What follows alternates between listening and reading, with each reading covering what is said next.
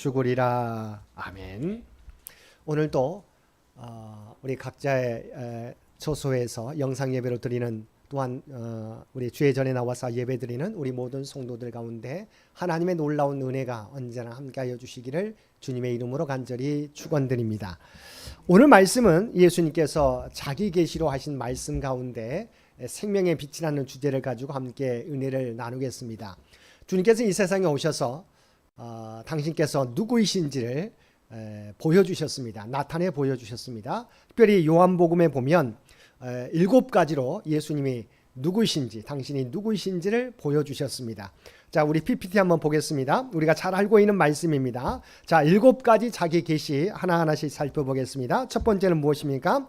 나는 생명의 떡이다. 요한복음 6장 35절 말씀해 주고 있는 것이죠. 사람이 떡으로만 우리가 떡을 먹어야 살지만 우리는 영원한 생명, 우리의 영혼의 떡이 되시는 바로 예수님이신 것을 말씀해 주고 있습니다. 또한 두 번째 오늘 본문의 말씀이죠. 나는 세상의 빛이다. 요한복음 8장 12절 말씀입니다. 세 번째는 요한복음 10장 7절과 9절에 있는 나는 양의 문이다. 네 번째는 무엇입니까? 요한복음 10장 11절 나는 선한 목자라. 다섯 번째 나는 부활이요 생명이다. 요한복음 11장 25절에 있습니다.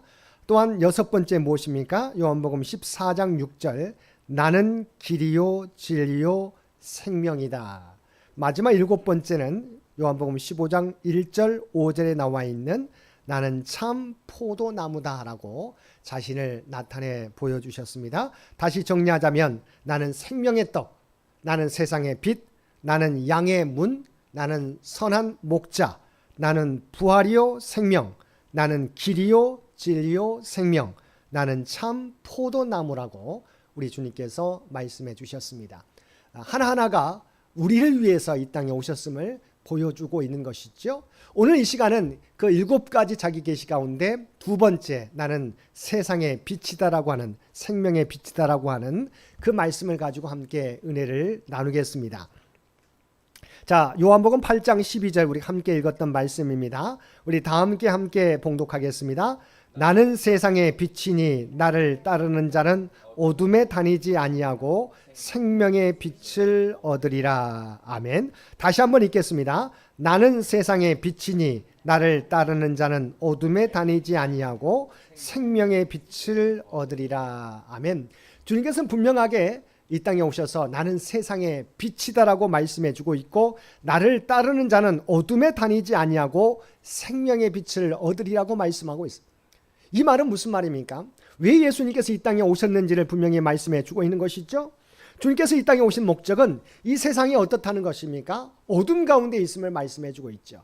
우리는 세상 가운데 살아갑니다. 오늘도 대낮에 우리가 낮에 예배를 드리고 있습니다. 우리는 낮이라고 생각하지만 영적으로 보게 될 때 바로 어둠이라고 하는 어둠이 이 세상을 가리고 있다는 거죠. 이 세상을 덮고 있다고 하는 것이죠. 그래서 이 어두워진 세상을 밝히기 위해서 빛으로서 세상의 빛으로 생명의 빛으로 오셨음을 우리에게 말씀해 주고 있다고 하는 것입니다. 그러면 우리가 어둠의 특징이 무엇입니까? 세상이 어둠 가운데 있다 이라고 하는 것은 우리가 어둠 가운데 살아갈 때 어떤 느낌이 있습니까? 두려움이 있죠. 또한 불안을 느끼게 되는 것이죠. 우리가 불이 갑자기 나갔을 때 우리의 마음이 그러잖아요. 두려움과 불안이 있는 거예요. 물론 잠시 꺼졌다가 다시 들어오면 우리가 별로 들어오지 않겠지만 그 시간이 길게 되면 어둠이 계속되게 될 때 우리 가운데 두려움이 있게 되고 또한 불안을 느끼게 되는 것이죠. 두 번째는 어두면 칠흑 같은 어둠이 찾아오게 되면 어떻게 됩니까? 우리가 갈 길을 제대로 갈 수가 없게 된다고 하는 것이죠. 어두워지면 길을 찾지 못하게 된다고 하는 것입니다. 그래서 영적으로 보게 될 때 세상에 이와 같이 어둠으로 둘러싸여 있다. 사람들은 불안과 두려움 가운데 살아갈 수밖에 없는 것이죠. 어디로 나아가야 될지를 알지 못하고 우리 스프링북처럼 그냥 한 사람이 따라 앞길을 가면 우리도 모르게 다수를 따라 다수들이 다 쫓아갈 때가 많이 있는 것이죠. 이와 같이 우르르 물려가는 이런 세상 가운데 진리도 아닌데 진리라고 여기면 쫓아가는 어둠의 세상 가운데 주께서 우리의 빛으로 오셨다는 것이죠. 그래서 시편 기자는 130편 6절 말씀에서 이렇게 말씀하고 있습니다. 우리 PPT에 나와 있는데요. 우리 함께 읽겠습니다. 파수꾼이 아침을 기다림보다 내 영혼이 주를 더 기다리나니 참으로 파수꾼이 아침을 기다림보다 더하도다. 아멘. 여러분, 옛날에는 우리가 높은 성이 있지 않습니까? 적군들이 쳐들어오게 될 때 대부분 우리가 어둠을 통해서 어둠 속에서 공격하게 되죠. 그래야 그들이 유리하기 때문인 것이죠. 그러면 그 매 지역마다 파수꾼이 있습니다. 사실은 파수꾼이 그냥 밤만 새는 게 아니라 위험을 감수하는 것이죠. 왜냐하면 적군이 만약 공격해 온다면 그 파수꾼을 먼저 노리게 될 것인 것이죠. 그러면 파수꾼은 그 밤새도록 밤이 우리가 지나서 아침이 올 때까지 두려움 가운데 있는 거예요. 언제 나를 공격할 수 있을까? 그런데 칠흑 같은 어둠 가운데 파수하다가 이제 동이 떠오르게 되면, 태양이 떠오르게 되면 안심하게 됩니다. 왜냐하면 어두웠던 칠흑 같은 어둠이 빛으로 밝히 보여지기 때문에 적군이 오더라도 발견할 수 있게 되기 때문이라고 하는 것이죠. 그런데 시편 기자는 뭐라고 말씀하고 있냐면, 그래서 파수꾼이 아침을 기다리죠. 왜냐하면 그것은 우리가 자기의 생명이 안전하다고 하는 것을 느끼는 것이죠. 그만큼 파수꾼은 아침을 기다리는데 시편 기자는 130편 6절 말씀에서 뭐라고 고백합니까? 우리 PPT에 있는 말씀 함께 읽겠습니다. 파수꾼이 아침을 기다림보다 내 영혼이 주를 더 기다리나니 참으로 파수꾼이 아침을 기다림보다 더하도다. 아멘. 여러분, 파수꾼보다 아침을 기다리는 사람이 있을까요? 그런데 시편 기자는 파수꾼이 아침을 기다림보다도 나는 주를 더 기다린다고 말씀하고 있어요. 왜냐하면 주님이 우리에게 함께 하시지 않으면 우리는 무너질 수밖에 없는 것이죠. 세상의 파고에 우리는 넘어질 수밖에 없게 되는 것이죠. 다시 일어설 수 없는 것이죠. 소망이 보이지 않게 되는 것이죠. 그래서 파수꾼이 아침을 기다림보다 나는 더 주님을 더, 내 영혼이 주를 더 기다린다고 고백하고 있는 것입니다. 이러한 영혼들의 부르짖음에 우리 주님께서 우리를 구원하기 위해서, 우리가 갈 바를 알게 하기 위해서 이 땅에 빛으로 오셨다고 하는 것이지요. 자, 그러면 세상에 빛으로 오신 주님을 맞이하기 위해서 우리가 어떻게 해야 되는지 세 가지로 우리가 한번 살펴보겠습니다. 첫 번째는 세상에 빛으로 오신 주님을 맞이하기 위해서 어떻게 해야 됩니까? 첫 번째는 우리의 마음 문을 열어야 된다고 하는 것입니다. 자, 함께 읽었던 8장 14절 말씀 우리 함께 읽겠습니다. 예수께서 대답하여 이르시되 내가 나를 위하여 증언하여도 내 증언이 참되니 나는 내가 어디서 오며 어디로 가는 것을 알거니와 너희는 내가 어디서 오며 어디로 가는 것을 알지 못하느니라. 아멘. 예수님께서는 이 땅을 구원하기 위해서, 또 세상의 빛으로, 어둠으로 덮여있는 세상을 밝히 생명의 빛으로 비추기 위해서 오셨어요. 그런데 많은 사람들이 주님을 거부합니다. 왜 주님께서 뭐예요? 우리가 많은 병자들을 고치시잖아요. 우리가 날 때부터 걷지 못하는 자, 날 때부터 보지 못하는 자, 또한 중풍병자들을 고칩니다. 나병, 문둥병자를 고칩니다. 또 심지어는 죽었던 나사로를 다시 살려냅니다. 또한 귀신 들린 자를 쫓아냅니다. 또 바다를 향해서 잔잔하라고 했을 때 잔잔해지게 됩니다. 자연히 우리 주님의 말씀에 순종하게 됩니다. 그런데 많은 사람들은 주님을, 그러한 기적을 베푸는 하나님 나라를 선포하는 주님을 받아들이지 않는 것이죠. 왜죠? 자기가 생각하는 메시아 상과 예수님의 모습이 우리가 맞지 않다고 하는 것이죠. 그래서 주님이 이 땅에 오셨지만 주님을 마음에 받아들이지 않고 거부했다고 하는 것이죠. 시편 14편 1절 우리 상반절에 보게 되면 이렇게 나와 있습니다. 우리 PPT에 함께 읽겠습니다. 어리석은 자는 그의 마음에 이르기를 하나님이 없다 하는도다. 자, 하나님이 없는 건가요? 아니잖아요. 계시잖아요. 그런데 어리석은 자는 자기가 생각하는 기준으로 하나님이 없다라고 거부한다고 하는 거죠. 그래서 성경은 뭐라고요? 어리석은 자는 그의 마음에 이르기를 하나님이 없다 하는도다. 하나님이 이 땅의 주인이신데 자기가 자기의 생각으로 판단하는 거죠. 그래서 이 세상에 하나님이 없다라고 이야기하는 거예요. 받아들이지 않는 것이죠. 요한복음 1장 4절에서 5절 말씀도 이렇게 말씀합니다. 우리 PPT 함께 읽겠습니다. 그 안에 생명이 있었으니 이 생명은 사람들의 빛이라. 빛이 어둠에 비치되 어둠이 깨닫지 못하더라. 아멘. 1장 4절과 5절에서도 주께서 빛을 비추셨다고 말씀하고 있는데 세상의 사람들이 그 빛을 이해하지 못한 거죠. 받아들이지 않는 거예요. 그래서 이렇게 말씀합니다. 구원이 어떻게 있는가? 우리가 구원에 이룰 수 있는 방법이 무엇인지를 우리가 잘 알고 있는 요한복음 1장 12절에 뭐라고 말씀하고 있습니까? 영접하는 자, 곧 그 이름을 믿는 자들에게는 하나님의 자녀가 되는 권세를 주셨으니, 바로 이 땅에 빛으로 오신, 생명의 빛으로 오신, 우리의 구원자로 오신 주님을 영접하는 자, 곧 그 이름을 믿는 자들에게는 하나님의 자녀가 되는 권세를 주셨다고 말씀하고 있는 것이지요. 자, 이 땅에 오셨어요. 그런데 그 주님을 받아들이지 않으면 우리가 그 빛의 능력을 우리가 입지 못하게 되는 거예요. 구원자로 오셨지만 그 주님을 영접하지 않으면 우리는 그 구원을 받지 못하게 된다고 하는 것이죠. 그래서 세상에 빛으로 오신, 구원자로 오신 우리가 주님을 맞이하기 위해서는 먼저 우리의 마음 문을 열어야 된다고 하는 거예요. 내가 주인 되는 것이 아니라 주인 대신 주인으로 오신 주님을 마음으로 받아들이게 될 때 다른 게 아니에요. 우리가 오신 주님, 빛이신 주님을 내가 받아들이면 되는 거예요. 근데 우리는 자기의 생각으로, 자기의 사상으로, 자기의 지혜로, 우리가 자기의 경험으로 우리가 주님의 일을 판단할 때가 있어요. 그래서 자기의 경험이 받아들이지 않으면 다 거부해 버릴 때가 있다는 거죠. 중요한 것은 빛으로 오신 주님을 맞이하기 위해서는 바로 우리의 마음을 열고 주님을 있는 그대로 받아들이게 될 때 우리가 그 은혜를 우리가 누리게 된다고 하는 것입니다. 두 번째는 우리가 영적인 것, 영적인 것은 영적인 걸로 분별해야 된다. 영적인 사람이 되어야 된다고 하는 것이죠. 자, 15절 말씀에 뭐라고 나와 있습니까? 15절 상반절 함께 읽겠습니다. 너희는 육체를 따라 판단하나. 자, 영적인 것과 반대되는 것은 바로 육적이라고 하는 거죠. 육적이라는 것은 보이는 것, 내가 오감으로 체험하는 것, 체감하는 것만을 받아들이는 것을 육적이라고 말하는 것이죠. 내가 보고 듣고 맛보고 하는 부분들, 내가 느끼는 부분만 우리가 진짜인 것처럼, 그것만이 우리가 존재하는 것처럼 느낄 때가 있는 것이죠. 그다음 내가 보는 것만을 자기가 받아들이려고 할 때가 있어요.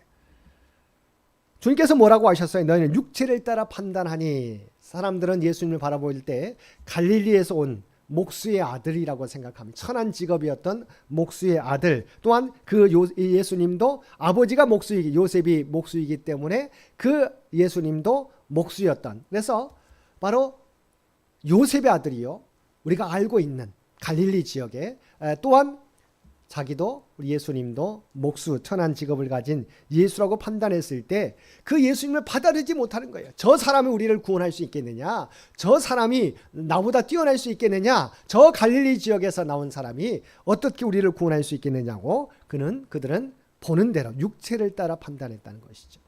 근데 우리가 잘 알고 있는 것처럼 히브리서 11장 1절에 뭐라고 말씀하고 있습니까? 믿음은 바라는 것들의 실상이요 보이지 않는 것들의 증거니라고 말씀해 주고 있어요. 다시 한번, 믿음은 바라는 것들의 실상이요 보이지 않는 것들의 증거가 믿음이라고 말씀해 주고 있어요. 자, 믿음은 보는 것만, 우리의 눈에 보여지는 것만을 믿는 게 아니잖아요. 보이지 않아도 바라는 것들의 실상이고 보이지 않는 것들의 증거다. 하나님의 약속을 믿는 것이지요. 근데 사람들은 뭐예요? 내가 보이는 것, 내가 체감해야, 내가 만질 수 있어야, 내가 이해되어야 우리가 받아들인다고 하는 것이죠. 바로 빛으로 오신 주님을 맞이하기 위해서는 우리가 영적인 사람이 돼야 돼. 육적인 판단으로 우리가 머물러서는 안 된다고 하는 것입니다. 그래서 주님께서 23절에 이렇게 말씀하고 있습니다. 우리 다 함께 읽겠습니다. 예수께서 이르시되 너희는 아래에서 났고 나는 위에서 났으며 너희는 이 세상에 속하였고 나는 이 세상에 속하지 아니하였느니라. 아멘. 사실 예수님과 우리는 존재적으로 사실 다르죠. 물론 인간의 몸으로 오셨지만 주님은 하늘 보좌를 버리시고 이 땅에 인간의 몸을 입고 오신 하나님의 아들이시라고 하는 것이지요. 이사야서 29장 13절 말씀에서 이렇게 말씀하고 있습니다. 자, 함께 읽겠습니다. 주께서 이르시되 이 백성이 입으로는 나를 가까이하며 입술로는 나를 공경하나 그들의 마음은 내게서 멀리 떠났나니 그들이 나를 경외함은 사람의 계명으로 가르침을 받았을 뿐이라. 아멘. 우리 주님께서 판단합니다. 사람들이 나를 따르는 것 같지만 사실은 그건 겉모습뿐이라고 하는 것이죠. 겉모습만 우리가 입술로는 나를 공경하나 그의 마음은 내게서 멀리 떠나 있다라고 하는 것이죠. 그럼 우리가 영적이라고 하는 게 어떤 의미일까요? 여러분, 영적이라고 하는 부분들, 우리가 때로는 영적인 부분을 우리가 아주 강력한 힘이죠. 우리가 깨닫지 못하는, 우리가 성령 받았다고 했을 때 마가의 다락방에 임했던 성령의 우리의 불의 혀와 같이 나타나는 그런 능력, 물론 그것도 성령의 역사죠. 영적인 거라고 말할 수 있습니다. 그러나 우리가 여러분 영적이라고 하는 부분들은 정확하게 말하면 하나님다움이에요. 영적인 게 뭐냐? 우리가 보이지 않지 않습니까? 하나님이 보이지 않지 않습니까? 그런데 영적이라고 하는 것은 하나님의 존재를 내가 분명히 인식하고 살아가는 것이죠.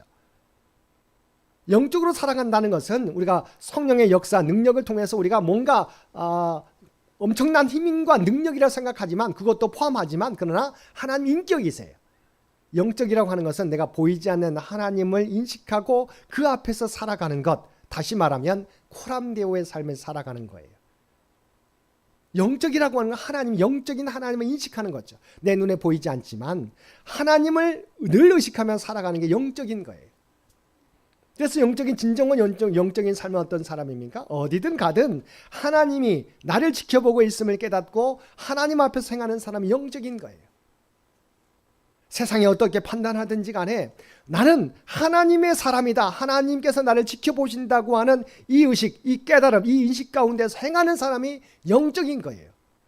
두 번째는 뭘까요? 하나님께서 우리에게 말씀해 주신 하나님의 말씀을 따라 행하는 게 영적인 거예요.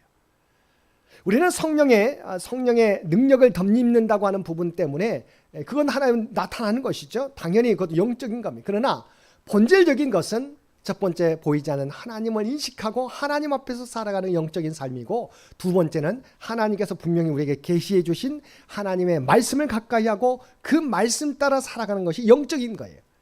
근데 우리는 이것과 상관없이 그냥 뭔가 성령의 뜨거움, 뭔가 그런 능력만을 바라는 것이 영적이라고 생각할 때가 있어요. 여기서 말하는 것은 우리가 영적인 삶이라고 하는 부분들은 하나님의 존재를 인식하고 하나님 앞에서 생활하는 것, 바로 그게 영적인 삶이죠. 또 하나님의 말씀, 하나님께서 들려주신, 우리의 영으로 오신 바로 하나님께서 우리에게 예수 그리스도를 통해서 여러 사도들을 통해서 말씀하신 그 말씀을 우리가 늘 하나님의 말씀으로 여기고 그 말씀 따라 살아가려고 노력하는 것이 바로 영적인 삶이라고 하는 것이죠. 고린도전서 2장 12절과 14절 말씀이 이렇게 말씀하고 있습니다. 우리 PPT에 있는데 함께 또 읽겠습니다. 우리가 세상의 영을 받지 아니하고 오직 하나님으로부터 온 영을 받았으니 이는 우리로 하여금 하나님께서 우리에게 은혜로 주신 것들을 알게 하려 하심이라. 우리가 이것을 말하거니와 사람의 지혜가 가르친 말로 아니하고 오직 성령께서 가르치신 것으로 하니 영적인 일은 영적인 것으로 분별하느니라. 육에 속한 사람은 하나님의 성령의 일들을 받지 아니하나니 이는 그것들이 그에게는 어리석게 보임이요 또 그는 그것들을 알 수도 없나니 그런 일은 영적으로 분별되기 때문이라. 아멘. 우리는 하나님의 사람이에요. 하나님을 우리가 두려워하는 자에게 하나님께서 늘 함께 하시는 것이죠. 그래서 하나님의 뜻을 나타내 보여주시는 것이죠. 또 하나님의 능력을 나타내 보여주는 거예요. 그래서 우리가 기도원 가야만 성령 충만 받는다고 여러분 생각하지 마세요. 물론 그것은 우리가 사모함이죠. 그래서 특별한 곳에 가는 것 너무 중요하죠. 그러잖아요. 우리가 공부할 때도 때로는 정말 우리가 TV 보면서도 공부할 수 있고 여러 가지 사람들이 있는 곳에 공부할 수 있지만 우리가 때로는 집중할 때가 있잖아요. 마찬가지입니다. 기도는 우리가 특별하게 우리가 하나님과 함께 하겠다고 하는 특별한 장소죠. 근데 우리는 때로는 뭡니까? 기도원 가야만 우리가 성령 받을 수 있다고 생각합니다. 하나의 방편이죠. 하나의 장소일 뿐이죠. 우리가 또한 더 집중하게 되면 좀 더 공부가 우리가 잘 되는 것처럼 또 우리 하나님의 말씀을 깨닫는 것은 우리가 분명합니다. 그러나 그것이 전부라고 생각해서는 안 되는 거죠. 내가 하나님을 늘 인식하는 것. 그래서 하나님을 인식하는 곳이면 우리 어느 곳에 있든지 간에 그곳이 바로 하나님과 대면하는 장소다. 영적인 장소가 될 수 있다는 사실을 기억하실 수 있게 되길 바랍니다. 그래서 우리가 영적이라고 하는 것은 바로 내 생각이 아니에요. 정말 하나님이면, 우리가 보이지 않는 하나님이면 하나님 앞에서 우리가 어떻게 행할 것인가 라고 하는 것을 늘 인식하며 살아가는 것이죠. 사람들이 뭘 하든지 간에, 세상의 모습, 사람들이 어떻게 살아가든지 간에 내가 하나님을 인식하고 하나님 앞에서 행하는 것, 또한 무엇보다도 하나님의 말씀, 왜냐하면 하나님께서 계시를 통해서 말씀을 통해서 하나님의 뜻을 보여주고 있기 때문이죠. 그 말씀 따라 살아가는 삶이 영적인 삶이라고 하는 것이지요. 세 번째는 우리가 세상에 빛으로 오신 주님을 맞이하기 위해서는 겸손해야 된다는 겁니다. 하나님 앞에서 겸손해야 된다. 연결되는 것이죠. 마음문을 열어야 되고 우리 영적인 사람이 돼야 되고 겸손해야 된다는 것은 당연하다는 거죠. 연결됩니다. 자, 22절과 24절 아까 우리가 읽은 구절도 있지만 다시 한번 읽겠습니다. 유대인들이 이르되 그가 말하기를 내가 가는 곳에는 너희가 오지 못하리라 하니 그가 자결하려는가? 예수께서 이르시되 아래에서 났고 나는 위에서 났으며 너희는 이 세상에 속하였고 나는 이 세상에 속하지 아니하였느니라. 그러므로 내가 너희에게 말하기를 너희가 너희 죄 가운데서 죽으리라 하였노라. 너희가 만일 내가 그인 줄 믿지 아니하면 너희 죄 가운데서 죽으리라. 아멘. 자, 주님께서 너희가 오지 못하는 곳으로 가리라 하니까 유대인들이 생각합니다. 아, 우리가 가지 못하는 곳에 간다? 혹시 자기라는 게 아닌가? 맞죠. 그러니까 그것은 십자가의 길을 의미하는 건데 이것들은 이 사람들 유대인들은 자기가 하나님의 백성이라고 하나님의 선민이라고 생각하는 사람들이 하나님의 말씀을 알고 있는 사람들이 주님의 말씀을 이해하지 못하는 거죠. 왜냐하면 이미 갈릴리에서 무슨 선한 것이 나오겠느냐. 또한 저 목수의 아들이 우리를 구원할 자가 되겠느냐라고 그들은 받아들이지 않는 것이죠. 이사야서 이미 고난받는 종에 대해서 이야기하고 있잖아요. 근데 그들은 그것을 받아들이지 않는 거죠. 그래서 예수님이 십자가를 말하지만 그는 우리가 가지 못하는 그래서 그 서로 자결하려는가 깨닫지 못하는 거지. 자기 것을 버리지 못하면 우리가 하나님의 것을 받아들이지 못할 때가 많이 있다고 하는 것이죠. 그렇게 되면 어떤 일이 벌어지게 되느냐? 단순히 우리가 이해하지 못할 뿐만 아니라 그것은 바로 죽음에 우리가 심판 가운데 놓여지게 된다는 것이죠. 그래서 뭐라고 말씀하고 있습니까? 바로 너희가 내가 그인 줄 믿지 아니하면 너희 죄 가운데서 죽으리라. 원래는 우리 모두가 죄인이잖아요. 근데 우리 주님께서 우리를 구원하기 위해서 오셨는데 그 주님을 믿지 않으면 받아들이지 않으면 여전히 우리는 우리 안에 있는 죄로 말미암아 죽을 수밖에 없다. 심판받을 수밖에 없다. 이 교만이 바로 그 결과로 죽음과 심판으로 이르게 된다는 거죠. 무서운 일이죠. 그래서 우리는 끊임없이 우리가 내 주관을 우리가 버릴 수는 없죠. 그렇지만 하나님 앞에서 우리가 항상 우리가 겸손해야 된다는 거죠. 하나님의 말씀을 대할 때 내가 깨닫지 못할 때가 있어. 그렇지만 내가 깨닫지 못하더라도 하나님의 말씀에 우리가 늘 열린 마음으로 받아들여야 되죠. 내가 이해하지 않으니까 나는 버리겠다. 나는 못 받아들이겠다. 아니다. 내가 이해하지 못하더라도 하나님 이 말씀이 무슨 말씀입니까? 저에게 들려주시라고 하는 늘 겸손의 마음으로 살아가야 된다는 것이지요. 요한계시록에 교만에 대해서 이렇게 경고하고 있습니다. 요한계시록 3장 17절에서 18절 말씀 우리 함께 읽겠습니다. 내가 말하기를 나는 부자라 부요하여 부족한 것이 없다나 내 곤고한 것과 가련한 것과 가난한 것과 눈먼 것과 벌거벗은 것을 알지 못하는도다. 내가 너를 권하노니 내게서 불로 연단한 금을 사서 부요하게 하고 흰옷을 사서 입어 벌거벗은 수치를 보이지 않게 하고 안약을 사서 눈에 발라보게 하라. 아멘.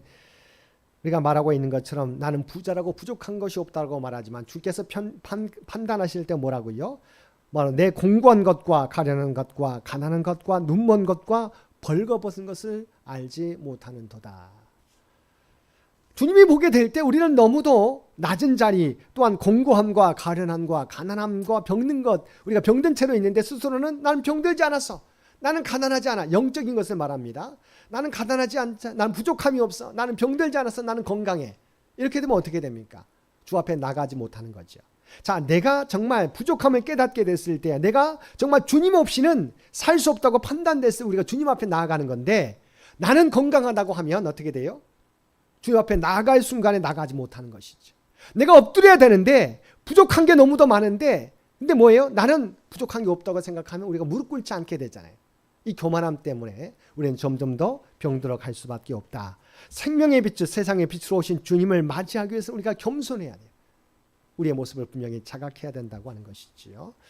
오늘 말씀을 통해서 혹여 우리의 모습이 이러한 교만한 모습은 없는지 우리가 주님을 생명의 빛으로 오신 세상의 빛으로 오신 우리의 구원자로 오신 주님을 내 교만으로 내 지식으로 주님을 막고 있지 않는지 거부하고 있지 않는지 우리 자신을 돌아보고 이제는 오직 주님 앞에 늘 겸손함으로 다 이루었다는 게 아니라 나는 아직도 저 표대를 향해서 나아간다고 하는 바울 사도의 고백처럼 또한 나의 나된 것은 오직 하나님의 은혜라고 하는 그 고백 가운데서 늘 겸손하게 주님의 뒤를 따라갈 수 있는 저와 여러분 모두가 되시기를 주님의 이름으로 간절히 축원드립니다. 함께 기도드리겠습니다.